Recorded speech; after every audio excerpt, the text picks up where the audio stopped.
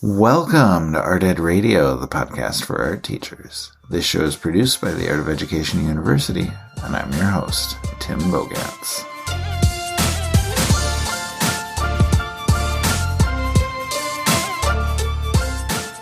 Now, whether you are a brand new teacher or an experienced teacher, you likely struggle with the idea of assessment.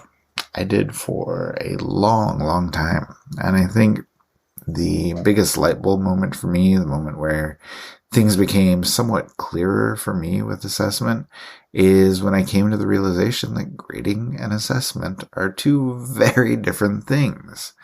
Now, I'm a little bit embarrassed to tell you how many years into my teaching career that happened, but the important point is that I made the realization. So, I want to talk about that difference, the difference between assessment and grading, and talk about a lot more ideas around assessment with Janet Taylor today. Janet's always popular. We always talk forever, but it's always a wonderful conversation. So I'm really looking forward to that. But before I bring her on, I want to read you just a little bit from an article that she published a few months back called 5 Tips for Better Assessments. Tip number 3 in this article was called Focus on the Feedback. And Janet said this, quote, "We all know feedback is essential for students to learn and grow.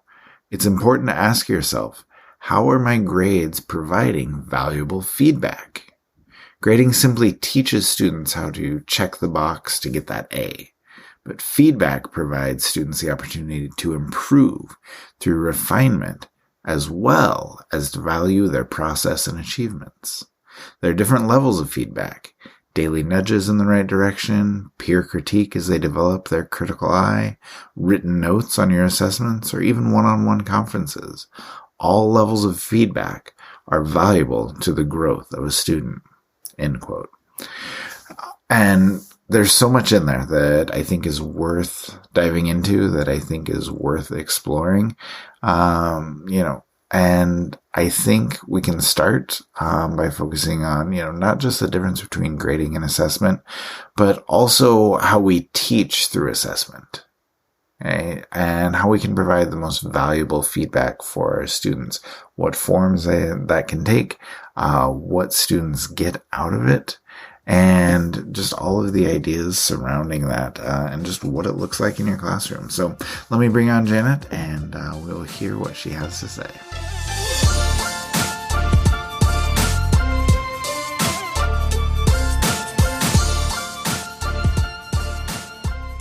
Janet Taylor is joining me now. Janet, how are you? I am doing well. Thanks for asking. Awesome. We have lots to talk about here, about assessment, about grading. I guess I want to start with kind of a big picture question. Maybe this is too big picture, but just, what is your philosophy on assessment in the art room? And I don't know, I guess, what do you think we're doing well when it comes to assessment? And what do you think we can be doing better? Right. That's kind of a loaded question, right? Okay. So I guess I'd say I have done a ton of work on assessment and grading in the classroom, lots of research, a lot of trial and error, a lot of deep reflecting on it. Yeah. And of course, I have a lot of thoughts on big picture education and the system and, how we can do better, to serve our students and whatnot. But, I think a lot of this deep reflection has come through a lot of time of kind of figuring out my value as an educator. What do I value? What's the purpose of education? What's the purpose of art education? And I should say first, I guess, if you don't know, which I know you know, right, is that I'm a choice art teacher. And even to get through that journey was years of trial and error and reflection and a lot of research, right? So same kind of place.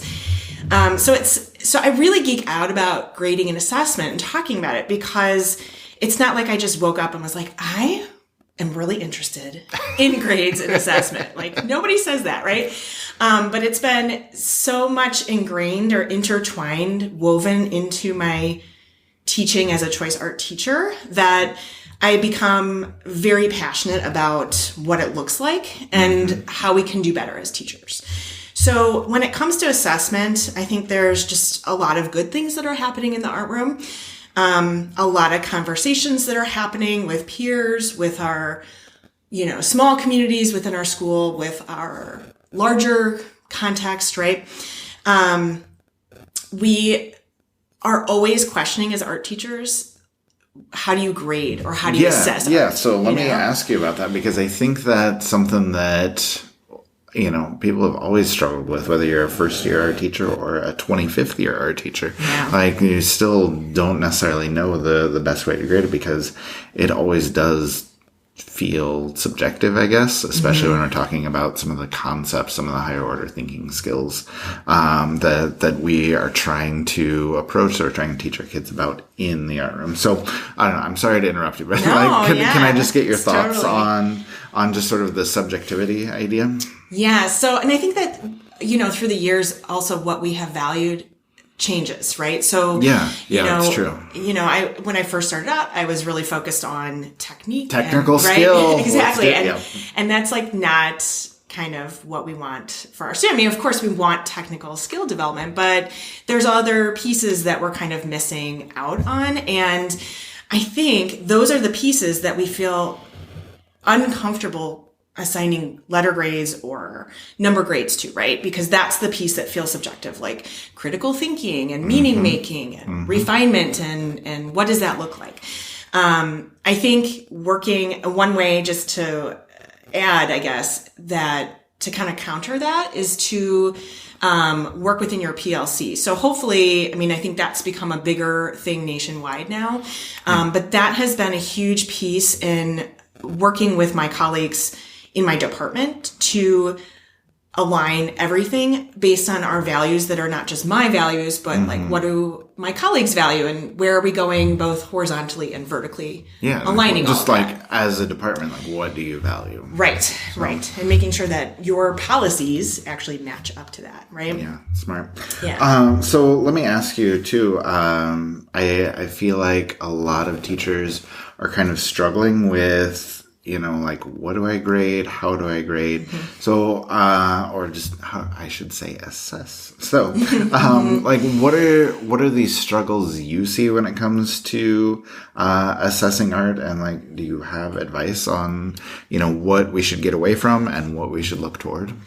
Yeah. So what's kind of not so hot going on is when we're looking at grading, we're either maybe grading too much. We're looking at maybe 30 different skills or concepts that we're teaching our students, right? So of course we're teaching that. Of course your students are learning that. But it's just overwhelming. And your rubrics, maybe the summative rubric is very extensive and you're sitting there and it's taking you hours to kind of calculate or figure that out. Yeah. So that's like number one, I would say. And then we're also oftentimes grading the wrong things. So I use reflections, artist statements, right? We do a lot of writing and thought process in the classroom. But I have, again, this is my trial and error, right? I used to grade reflections on top of their artwork, so they get separate grades. And then I realized, what am I actually grading? It's almost like a double grade, like double points for that. And so I started thinking about how that actually is more evidence of learning that can, I guess, that can kind of filter into the critical thinking or refinement piece of that subjectivity that we're talking about, right? Yeah. So you can like actually identify as opposed to assuming or, waiting and just looking at something and going, oh, I think that they did this. Like that's not really helpful, right? I also shifted behaviors. I think a lot of times we want to grade behaviors, right? Grading, like working hard, turning things in on time, right? Not like studio habits of mind, right? Like, and even then, I'm still kind of on the fence on like grading that, right? But I feel like a student, turns in late work, right? Should we be penalizing them for that? Is there other ways that we can teach time management other than punitive scoring, right? I think we also grade a lot of times assumption of intent, right? Oh, you totally thought that through, or you didn't think that through, and you're just like, well, how do you know that? Where's the evidence of that?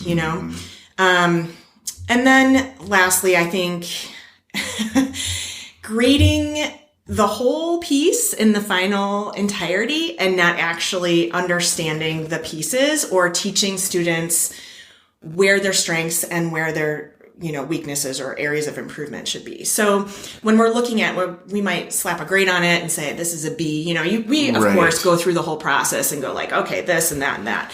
But, the student might get a B, right? Good for them. And then it's kind of final and that's it. Mm-hmm. And really it should be kind of like, okay, well, you finished this painting and you did a really good job with color theory, but maybe your craftsmanship needs a little bit more improvement. And I think a huge shift in education was standards-based grading, right? Where you can kind of separate those out. Mm-hmm. So even through, it's one thing to look at a final artwork and pick that out, but it's another thing to look at a whole semester, right, of work and say, okay, I can see this trajectory, this trend, that overall you are excelling in technical skills, but your conceptual thinking needs some more support. So that when you go to the next level, right, or you go to another art classroom, your teacher has more information too about you and where they need to support you best. Right. So I want to ask, this is more specific and less big picture, but when you are talking to kids about something like color theory is great, craftsmanship is not as good, do you let them go back and refine? Do you let them are you willing to change grades if they go back and work on craftsmanship, or go back and work on those things where they maybe do have a deficit? Yeah, I mean, so one thing I would say is, I've just been talking about grades, right? In this part, but really it's about the assessment, right? Yeah. And those are different than grades, right? Yeah, and sure. So if you are assessing a student, and we can talk about that more, but if you're assessing a student along the way, hopefully they don't need that space as much at the end, right? Because that can be very overwhelming too. I just spent a month working on this artwork and now I have to redo it, especially in something like ceramics. It's you can't really do a whole lot, after it's been fired, right? But I personally do. I always say if a student, again, I don't mark down for late work. I teach my students how to set goals and deadlines, and we reassess along the way. And so that's a piece of it, communicate. Right? Exactly. This is taking me longer than I thought. Right. Can I turn it in Friday instead of Tuesday? Exactly. That communication is, so it's a life skill, right? Yes, exactly. So, but if a student turns something in and I say oh, you really need some more support with craftsmanship, and they are willing to redo it, to me, that shows they're learning, right? Mm-hmm. If they have the time or want to improve their skills, why would I not reward them for that? Yeah, exactly. So exactly. I do. Absolutely. Okay, good to know. Yeah. And then you did mention in there, just a difference between assessment and grading. So can you talk about that difference and I guess why it's important for teachers to keep that in mind? Yes. So again, this has been a huge shift for me to understand and see in real practice and be reflective on what's going on. And really it comes down to what is the purpose of a grade? And so I think, okay, grades are really based on a system that's inherently inequitable and completely biased, in my opinion, and from research and whatnot, right? It's inequitable by teacher, by schools, right? By race and gender. Mm-hmm. I used to teach in Chicago public schools, and now I teach in the suburbs. And so I see a huge discrepancy in funding, right? That alone, it's okay, so I started thinking about my students in Chicago public schools who don't have the resources. They're being taught in a class of 40 students, and they have other life struggles that are going way beyond, or layers of complexities, right? Chicago is such a highly segregated city, right? And so there's a piece of that I think okay, so a student who receives an A in art class in a Chicago public school, how would that actually match up to an A in a highly funded, driven community in the suburbs, right? Mm-hmm. Totally different situation. And I just feel what are we looking at? And is that really fair?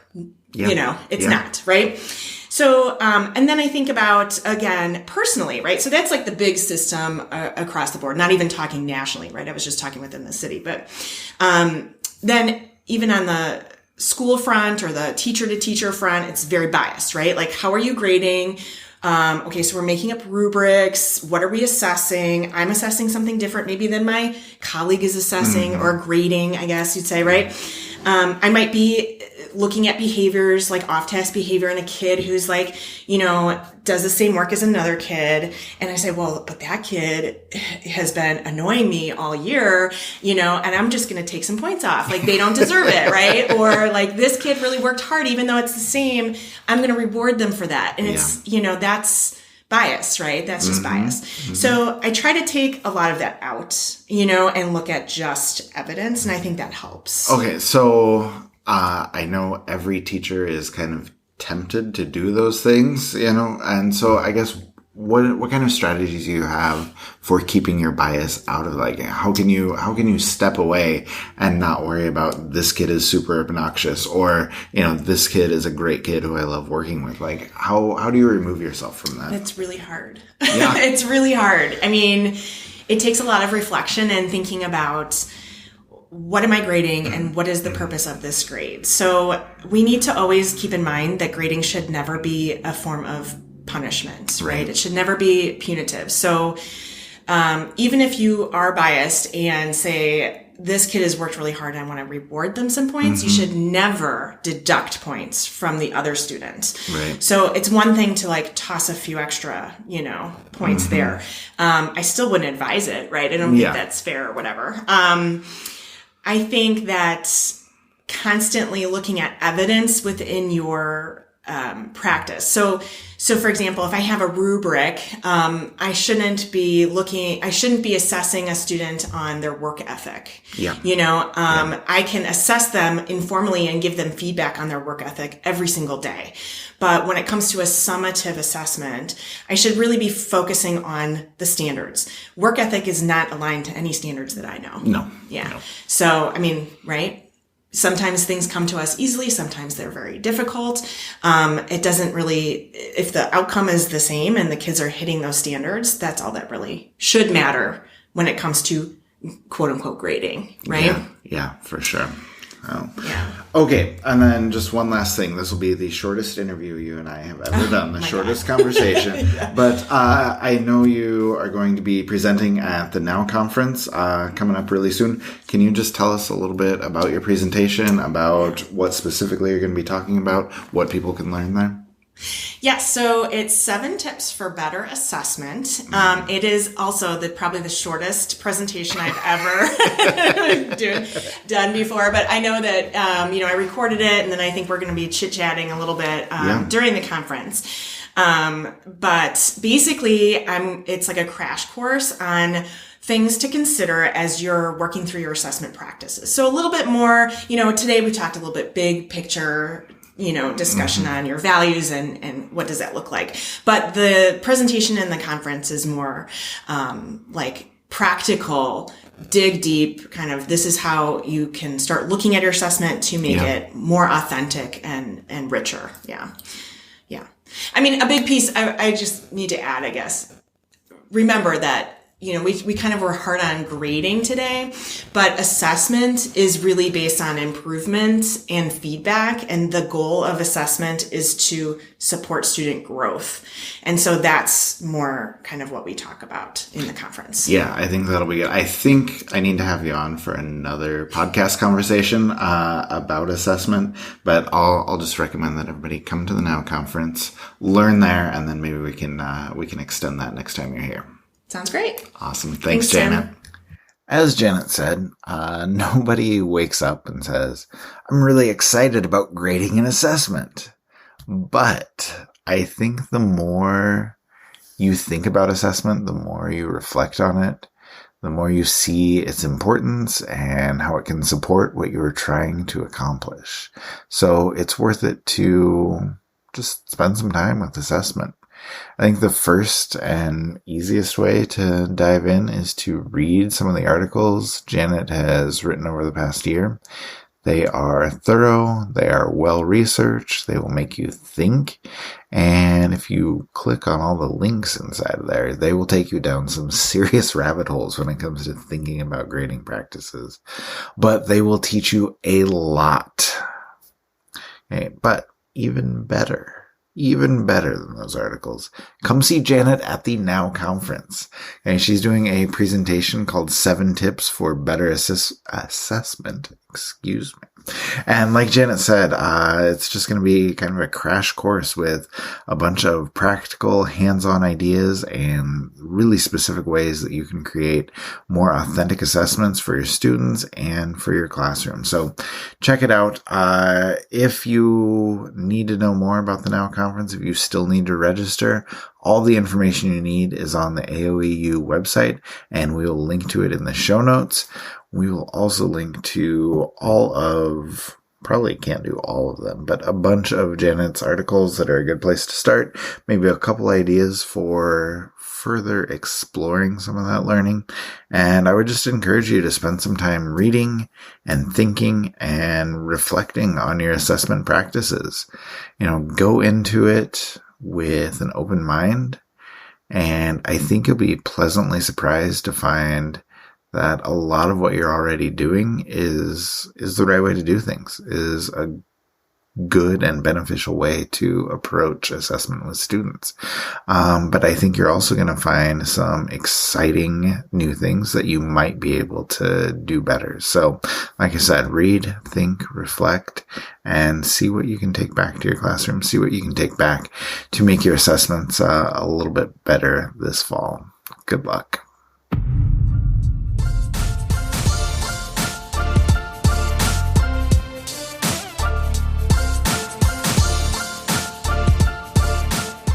Art Ed Radio is produced by the Art of Education University with audio engineering from Michael Crocker. Thank you, as always, for listening, and we will be back with you again next week, which is conference week, which means excitement and maybe a little bit of stress, but mostly excitement. And most important for podcast listeners, the return of my favorite conference co-host, Amanda Hine. It's guaranteed to be a fun one, and we will talk to you then.